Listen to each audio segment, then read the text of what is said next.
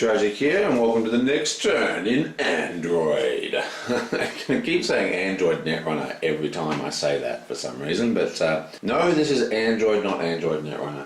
Now, sorry that the turns are coming a little slow, but I've got tons of stuff going on, unfortunately. So, right, it is Floyd's turn, and he is way up here at Hasbiroid. Now he missed his whole last turn because he kind of went a bit insane, broke his programming, killed a couple of people, had to go back to Hasbiroid for some retooling. And nobody has any dark cards at him, so he's got almost a completely free reign this turn.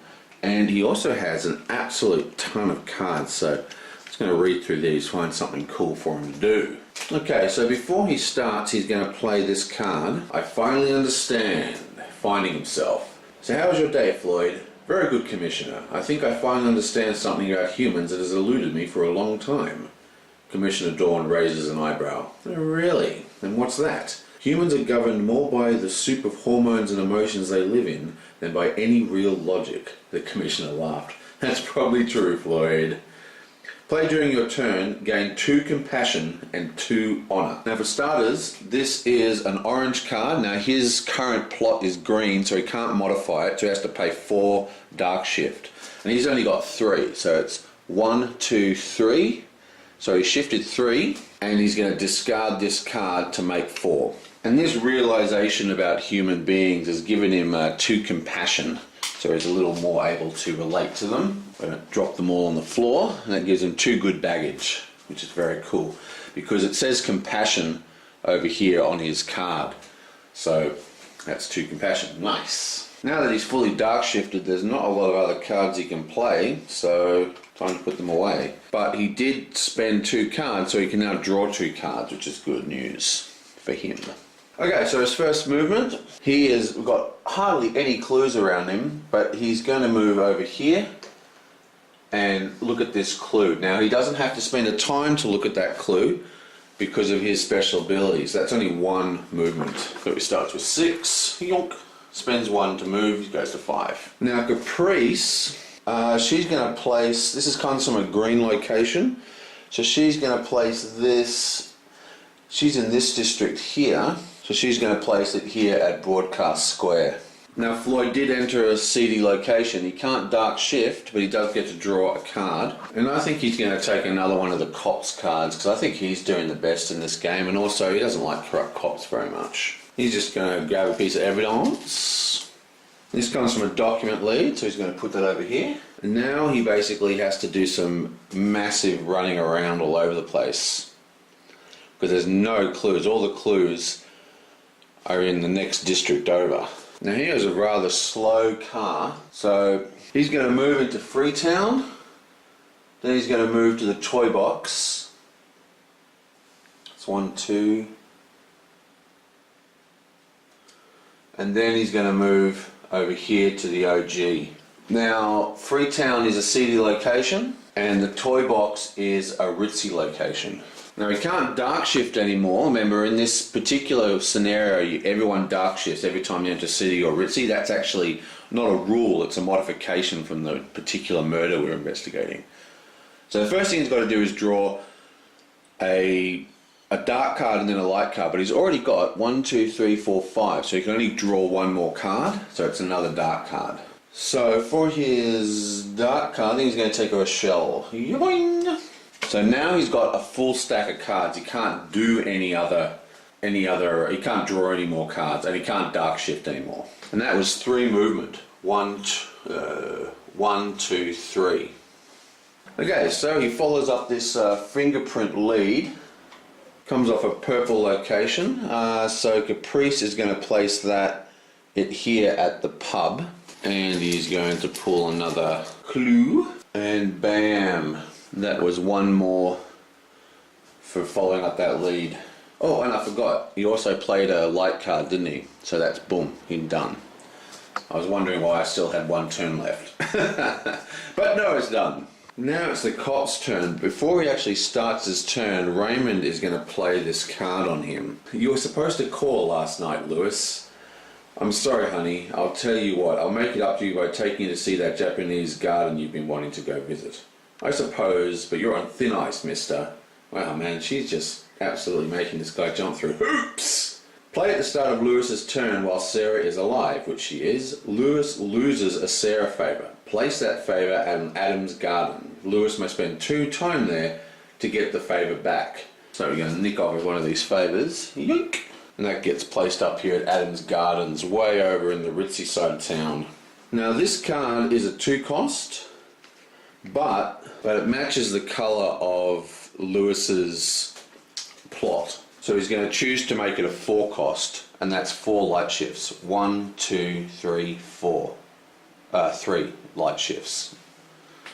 So it was a 2 cost card that he made a 3 cost, so that was a 3 light shift. Nice. Okay, so for his first move, can you make it there? I don't know if he can actually make it there. Oh yeah, easy.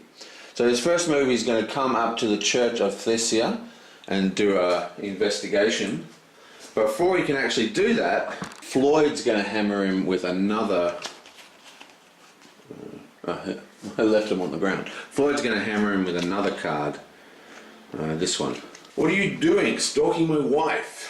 Talk, I'm going to start breaking bits off you to keep as souvenirs. The punk sneered. Piss off. There was a snap and a scream. Blaine smiled thinly at him and the punk trembled. Son, I found scarier things than you in my breakfast cereal. Fight. Play when Lewis enters a city location while Sarah's alive, which he just did. Now, this is an interesting one. What are we going to do with this? Basically, we've got a light or dark response. Now, he's actually got quite a lot of light already. So if we go light, we actually move him up to full, which I think might be a good idea, because then we can gain some actual light cards and probably get to cast them. So we're going to choose light. Lewis gains 1 trauma. Ugh. So that's another trauma for him. He's now got 2 trauma. It's minus 2 VPs. Now also, this card is again, it's a 3, but it matches the orange plot of the card. And this came from Floyd. So he's going to turn it into a 4 cost. 1, 2, 3, 4. And finally, after all that, he's going to follow up the lead that takes him to 4 time. Floyd is going to place this up here at the First Unity Church because he wants to try and keep everything on the moon. And he's going to use that clue to push him up 1 in the plot card, the conspiracy. Now he's going to, can you make that actually? I don't know why, I'm having a terrible time judging this today. So yeah, he's going to move down here to the summary terminal, which is a circular location, which means it's normal. That means there's no dark shift or anything, and he doesn't draw any cards. And look up this clue. And Floyd is going to place this over here in the mining co. And he's going to use that to grab one of these tiles. So first thing it is, he gets a favour of his choice. And he's going to take a society favour. And then, booyah, look at this awesome tile he got, which is exactly what we wanted and why we went to the second pile. There seems to be more of these sort of crossroad tiles in the second stack. And he's going to place this right here. Bam. And now he has to move back. Yoing. Actually, he's going to take a corporation token, not a favourite, a society token. And that's another 2. 1, 2. And for his final move, he's going to move down to Morris Green and trade in, oh, he hasn't got any time. Oh, yes, he does. He's going to trade in a time and a corporation token to gain 1 good baggage. Now, this is actually a very powerful location, which not many people use, but you probably should, because you can actually place this good or bad baggage on anyone's, I believe. I'll have to check that. But it's a good way of screwing up someone's, resolution. So that's 1 to move, and then 1 to activate the location. Right, so it's so it's Rochelle's turn, beg your pardon, and she's down here in the middle of nowhere. There's not a lot for her to do. She's got no dark cards, and she's completely dark shifted, and there's no clues and no one has anything to do, so I don't know what she's going to do. I think she's just going to make a beeline for the moon. I'm going to start moving her up to the moon, or maybe moving her to Livy University actually. That's where she's going to go.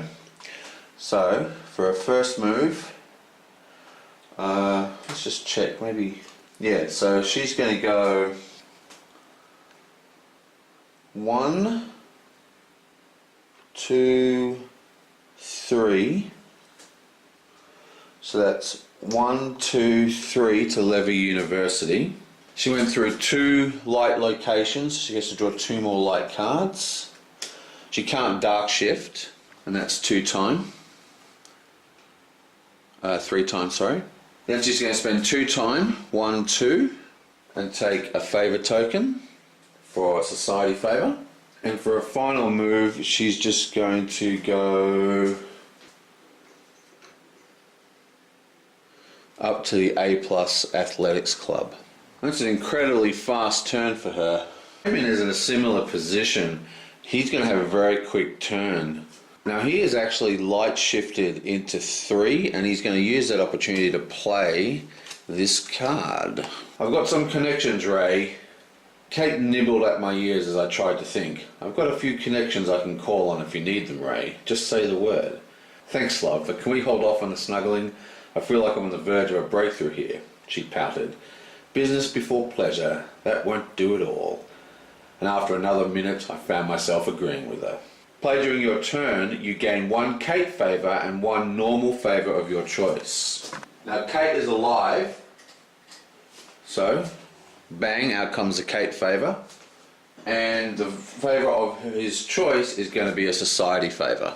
And this is a 3 cost, so he has to go 1, 2, 3 into darkness. So for Raymond's first move, he's going to go from the free clinic to outlaw robotics, and then he's going to go from outlaw robotics to the Skyway terminal, and then he's going to go from the Skyway terminal down to the War Memorial.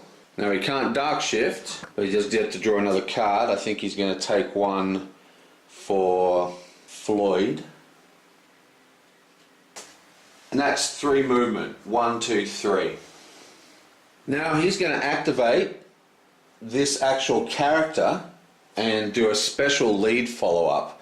So this comes off the board and goes back in front of him. Well, it goes back in front of the investigator that she's a character for, which just happens to be him. And we grab the event card that she's associated with. Now just to remind you, the first investigator to spend 3 time may place an alibi on and a suspect of his choice. So basically, we're going to activate this for 3 time. So we put it back into the queue as resolved. It's going to take another 3 time. 1, 2, 3. And he gets to place an alibi token of his choice, which he's going to place over here. Now alibi is basically a -5 to guilt. So basically she's now like these are different from these. You'll see it during the resolution at the end of the game. But it's a very, very blatant, this guy is innocent sign. And bam, that was another super quick turn. Okay, poor Caprice is just getting hammered. She's going to go 1 into here, and then she's going to spend 1 time and a corporation favour and take one of these tiles with the baggage token on the back and place a good baggage on her card. And she receives a corner plus a favour tile, so she gets a favour of her choice. So she's going to take society favour, and she's going to place that up here. Bam!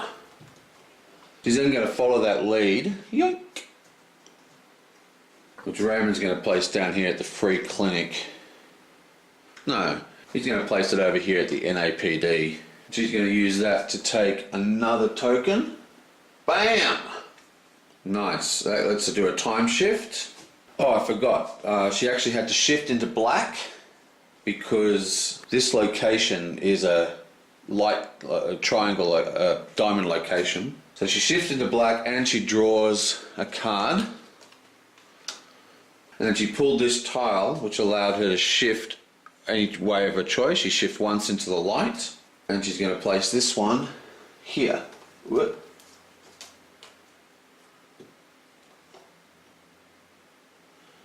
No, if she puts that there, then this whole section of the conspiracy is cut off. I think what she's going to do, she's going to put this here. Bam! Okay, so that was one move, and then she activated the ability of the location, then she activated a search a clue, and now she's going to cast a light card. And the light card says it's a 2 cost, work as late as you like. You should get some sleep, Caprice. She smiled down at his face in the corner of the screen. I mean it. You work too much. I'll be fine, Daniel. I haven't been sleeping well anyway. He shrugged and she closed the connection. I wonder what he was thinking. She went back to work. This card costs 0 time to play. Play during your turn to gain 3 time. So it actually costs 0 time to play and she gains 3 time. 1, 2, 3. Bam! She's back up to like her turn's only just started. And she played a light card, which is part of her ability. So she gets baggage. It's part of her plot resolution. And that costs her 2 time. 1, 2. And she's just going to head into the route and look up this clue. So Raymond's going to place this clue in Thurbigan's free clinic.